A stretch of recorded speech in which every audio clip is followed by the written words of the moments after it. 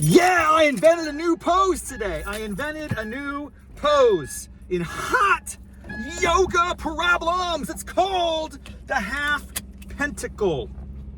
Look it up. It doesn't exist, but soon it shall, and it will become my legacy. What is the Half Pentacle, you say? Well, it's built on an existing pose called the Pentacle Pose, not the pentagram. That would be bad. That would be a little satanic. We don't get up early to sweat nuts off and worship Satan. That's not what it's about. It's pentacle, like tentacle with a P. And it's usually, I don't know how it hit me today. In Shavasana, that's the last pose of class, the corpse pose. That's where you want to be, my friends. You want to be in a Shavasana, basically, for the entirety of your existence in that room. But we're laying there in Shavasana, and the yogi says, hey, we have a lot of room here today. Why was there a lot of room? I'll tell you about that in a second. That's a good one. We had a lot of space. If you want to spread out, you can put your arms over your head like a starfish. And that's called the Pentacle Pose. Not the pentagram, the pentacle. Yeah. But I happen to be in the corner of the room today, as I typically do. Because yes, I like to scout out the best possible spot in the far corner, tucked away where no one can, witness the greatness and the sloth and the disaster that unfolds. I like to be in the corner, man. I like to have my back up against the wall so I can see what's ahead of me, Now, I can't see anything because I don't have my glasses on for the class. But bottom line is, I'm in there. But you can't do a pentacle pose because of the wall. You can only do it on one half of your body. So I was going to be just in straight up Shavasana for like the last couple minutes of class. And then I realized I had this moment to innovate, to disrupt, to transform hot yoga practice and leave my mark, my legacy, my lore, my legend on this discipline. And yes, I did create it. So I was with my right arm above my head and my left arm to my side. The Half Pentacle Pose is mine. I am declaring it on this day. What is today? It's a Saturday. It's December. That happened fast, didn't it? Things really started moving. It's December 6th, okay? Book it! This day in history. On a cold and snowy morning in Ballston, Virginia, Core Power Studio, 6 a.m. No, it was 8 o'clock. It's Saturday. It's not a normal weekday. It was still the early class, right? C2 in the corner, Studio 1. A young legendary yogi named Raffety left us with the most remarkable innovation in this discipline we've seen since the, fallen angel or whatever. That's what we were trying to do in class. By the way, yes, so it is my legacy, the Half Pentacle. You can thank me later. I do think I'm now unaligned for the rest of the day. Because if you lay out like this for a couple minutes and you don't get a chance to balance it out on the other side, I don't know, dude. I don't think it's going to last. I think it's going to throw me off all day. I'm going to be walking with a hunch or a slump. So maybe it's not such a good idea. Here's the thing, though. For all of the doubters and naysayers, for the Hot Yoga Problems podcast, it's actually the Raff's Brain podcast, Hot Yoga Problems channel or stream of content. Thank you for being here, my tens of loyal listeners. I want you to know, even if you don't do hot yoga, you can learn something and you can try something. And what I want you to do, even if you do hot yoga, if you don't, doesn't matter. I just want you to understand the extraordinary thing that I created today. I want you to experience it. So take a moment if you can, get some space in your room, lay out on the ground, on your back. Now, if you lay on your back with your palms up and your feet kind of spread out a little bit and you just relax, that's the Shavasana. That's like your standard way to end class. You receive all the goodness from your practice, I guess. I don't know, something like that. But today, the Pentacle Pose, this is really hard, and I would say actually uncomfortable. It's unpleasant. You could try it yourself. take your arms and put them over your head. Lay on your back with your legs down, your arms over your head, like a starfish, as that's the description that the yogi uses, the instructor. I think a good, if I do that pose, and I've done that pose a few times before, 30, 45 seconds in, my arms are getting tingly. My blood and my circulation is cut off. I'm just not very flexible. My shoulders aren't used to doing that, Which means you should probably be doing more of it. That means you are in trouble, son. You should be able to raise your arms and lay down like that. It shouldn't be painful. So there's something going on. My shoulders are too tight. I just want you to experience it. Now I want you to do it with one arm up. It could be your left or the right. Today it was the right. Next week maybe it'll be the left. Who knows? We need to continue to work on this. We need to work on this pose. There's a lot of potential here. It could become my thing. It could become what I'm known for, What else do I have in life at this point? What else do I want to talk about? Why was the class so lightly attended this morning? Well, let me tell you that. I live in Northern Virginia, Arlington, right outside our nation's capital, Washington, D.C. And it's a tough town, everyone's got like brass knuckle politics and all that type of stuff. Yes, there's some degree of sharp elbows, very, how do we say, like hubris, personalities. People are posturing and everyone's putting up a front. But I have to tell you, this town, when it comes to weather,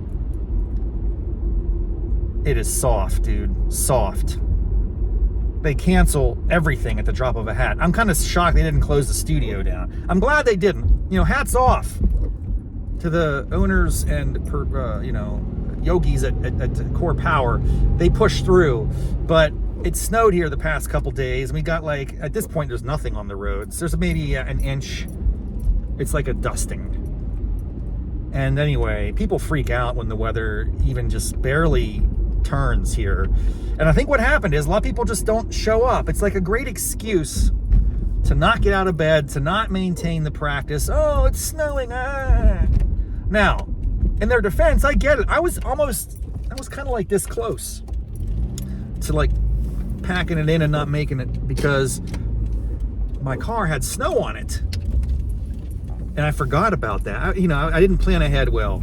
I rolled out at 7:30 to get in my car and go to the studio. And I'm like, oh man, I forgot. There's snow all over my car. And because I was lazy and didn't clean it off yesterday, it melted a little bit and then it refroze overnight.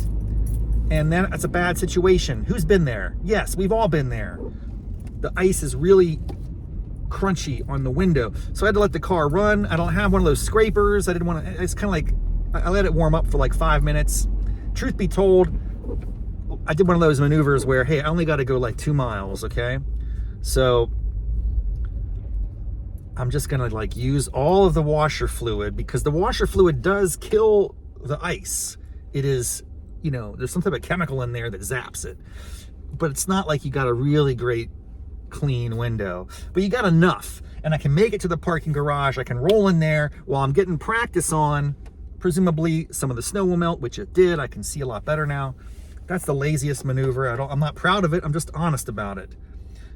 But here's the thing. I showed up. They say in yoga and many things in life, the hardest part is showing up. Now that's a complete lie. It's a fabrication. The hardest part is the side crow that we got into today, to fallen angel, which I couldn't even begin to execute. So that's the hardest part of yoga. It's the peak pose of class, typically. Don't lie to me and say it's the hardest part is getting here. But what they mean by that is true. It's not the actual truth, it is the intention behind it, which is you've got to actually put yourself into the arena of distress to get any benefit from the practice. And so many of us just find ways and excuses in life to not execute, even poorly. We just don't even try, and that's pathetic. It's lame, and we should therefore like pat ourselves on the back just for showing up. Now, I don't want to go that far, because if you start doing that, it's like, well, I showed up, I'm just going to phone it in, and therefore, I don't know, is that a good mentality? I don't think so. I'm not a fan. So I will repeat the mantra that the hardest part of yoga is showing up, but I also will disbelieve it, and I won't perpetrate it. And I'll say it to someone, but then I'll have to go through this like lengthy explanation like I'm doing for you. And I think we all can agree that there's truth in that. Finally, I do want to acknowledge the Pittsburgh Steelers. That's my team, okay? And we're under some distress right now. Let's be honest. If you follow football to any, stretch, you probably know, especially if you're in the sort of, greater Pittsburgh, West Virginia, north central West Virginia area, we're facing some struggles, man. We're in trouble. The AFC North is just a fascinating division, and it's like nobody wants to win it. Of course, they all want to win it. And I said, this is not, when I woke up and I have different like toboggans or caps. What do we call them? I call them a toboggan. That's what I called them growing up. I think there is some dispute. Some people call these things toboggans. Some people call them wool caps. Some people call them beanies, I think. I don't even know where that comes from. It's a toboggan, folks. A toboggan can also be a sled, but in this case, it is a cap, and it's a beanie, and it's all those three. It's all the above. And I got a variety of them, and I broke out the Steelers one this morning. Why? This is the time that we need to display the colors, man, the logo. Let people know that we believe in the team. Now, do I really believe in the team?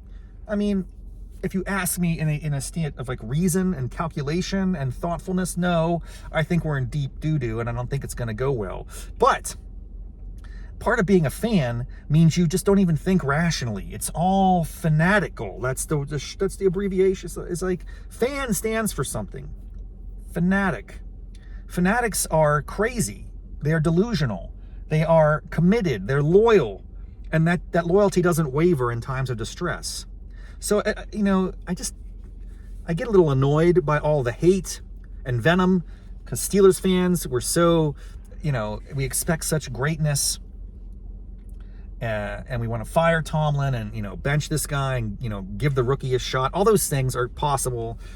And I mean, we could have more sober conversations about them. All I'm saying is we're going to play the Ravens on Sunday. They're probably, on paper, a superior team, but I still think we could beat them, and that'll be exciting if we did. And yes, I want my team to succeed. Now, some people have like this long game idea. We need to have a bad year so we can draft higher in the draft, get a quarterback or the future, blah blah blah. I don't know, man. I don't know. I'm not happy with the mediocrity. I'd like to be better, but I'm not going to dwell on the negative. I'm going to be positive. I'm going to be optimistic. I'm going to support this fan, black and gold, through and through. There is no abandoning it. You can't just divorce that loyalty. It is ingrained within my psychology. So don't pretend that like I'm just going to walk away. What am I going to do? I'm going to start liking the Browns. I'm going to start liking the Broncos. I'm going to start liking the Dolphins. No, I don't have any loyalty to those teams. I have no reason to be interested in anyone other than the black and gold. So I want them to succeed, and I'll get emotionally ratcheted and up and down depending on how they perform, because that's what I do. That's what fans do. Let's try to be optimistic and positive about the potential rather than realistic and pessimistic. And I don't know, that's just my own take on the situation. Am I happy with it? No. I think it's probably headed to a catastrophe, if you really ask me. If you put a gun to my head, which you shouldn't do, it's just football. I mean, why would we have to raise the stakes to that degree? I would tell you, though, if it was like life and death, I don't know, man. It doesn't look good. But sometimes it's darkest before the dawn. Is that what they say? Usually it's darkest in the middle of the night, especially if the clouds are out and the moonlight is not penetrating and you're not in a place that has a lot of light pollution. It's kind of dark, but you can see the stars, and that's kind of nice. So that saying doesn't really hold up under scrutiny, in my opinion. But go Steelers. Let's take down the Ravens, the dirty birds. Why not? Why wouldn't I want that to be the outcome? Or some people are like, let's get smashed, because the worse this year ends, the more likely it is that we have it. I just say, here's what I will tell you. And again, I'll shut up here, but I had to go a little bit of a rant. I actually believe sometimes we as Pittsburgh fans are so spoiled and lucky and fortunate to have all of the success we've had over our lives. You got the Steelers in the 70s, the Pirates in the 70s, of course, the 60s Pirates. You had, the 60 Pirates, 70 Steelers, 80s were kind of lean, let's be honest. 90s Penguins, 90s Steelers got better. Obviously, 2000s Steelers crushed, won a couple Super Bowls. I mean, the Penguins are insane. How can we not just be appreciative of what we have? That is rare. That is unusual. Our expectations are way too high. I know that we have high standards and hopes for our team, but I promise you, there are many, many, many other cities in America that would cut off their arm to have the types of hardware that we have. And so let's just take stock of that for a moment. Dial it back. We're going to be okay. We might not win the Super Bowl, or we might go to the AFC Championship. Who knows? Or we might not even make the playoffs. That's why it's fun. The uncertainty. If you could predict it, if it made sense, we wouldn't be invested and we wouldn't pay attention, right? There's drama in real life unknowns. And, on any given Sunday, you never know what's going to happen. So go Steelers. Let's win this game. Let's just win out the season. Put all the doubters to rest. Let's roll to the playoffs, dominate. There's no one that's really great in the AFC. And if we can get on a roll and play our best and maybe get a couple lucky breaks, you never know where we could end up. So how's that? How's that? A little optimism. It's unbridled, it's unfounded, it's not grounded in reality. But join me in that, because that's what it's all about. Okay? Irrational exuberance. That's why we're fans. All right. Thanks for joining me. Hot yoga problems are a beautiful thing. We'll see you again next time on Raff's Brain. Until then, namaste, mofos.